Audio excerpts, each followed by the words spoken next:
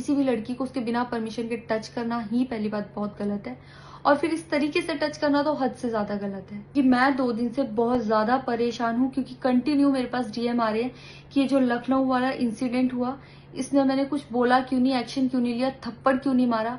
और कुछ लोग मुझे ही गलत समझ रहे हैं, कुछ मीम्स पे लिख रहे हैं कि ये तो हंस रही थी, मजे ले रही थी। कि पब्लिक में कोई मुझे ऐसे टच करके जाएगा, उसमें मुझे खुशी होगी, मुझे मजे आएंगे।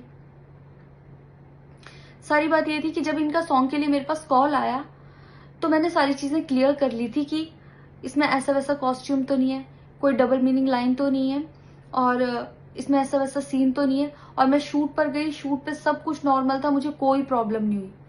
जब इन्होंने मुझे लखनऊ के इवेंट के लिए बोला तो मैंने हाँ बोल दिया, क्योंकि मुझे शूट पर भी कोई प्रॉब्लम नहीं हुई थी। और जब मैं लखनऊ में गई, मैं स्टेज पर थी, मैं पब्लिक से बात कर रही थी, पवन सिंह जी ने मुझे बोला कि इधर कुछ लगा हुआ है। उससे थोड़ी देर पहले ही मेरी ड्रेस वो न्यू थी, साड़ी में नीचे टैग लगा रह गया था। तो मेरे दिमाग में आया कि शायद ब्लाउज का भी टैग लटक रहा होगा। मैं हंसकर उस चीज को दबा रही थी कि अगर मेरा टैग लगा भी है तो वो चीज जिस टाइम मैं पब्लिक से माइक में बात कर रही हूँ उस टाइम ना बोल के साइड में भी बोली जा सकती है, इसलिए मैं उस चीज को उस टाइम पे दबा रही थी। मैंने हंस के टाला, अवॉइड किया और फिर दोबारा बात करने लगी। वो बोले नहीं कुछ लगा है, नहीं कुछ लगा है।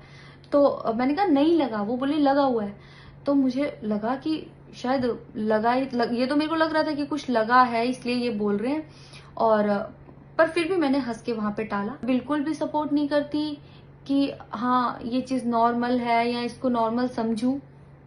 किसी भी लड़की को उसके बिना परमिशन के टच करना ही पहली बात बहुत गलत है, और फिर इस तरीके से टच करना तो हद से ज्यादा गलत है। यही सेम चीज अगर हरियाणा में हुई होती ना तो मुझे जवाब देने की जरूरत नहीं पड़ती, यहाँ की पब्लिक अपने आप जवाब दे देती, यहाँ की ऑडियंस फुल सपोर्ट करती और जवाब देती।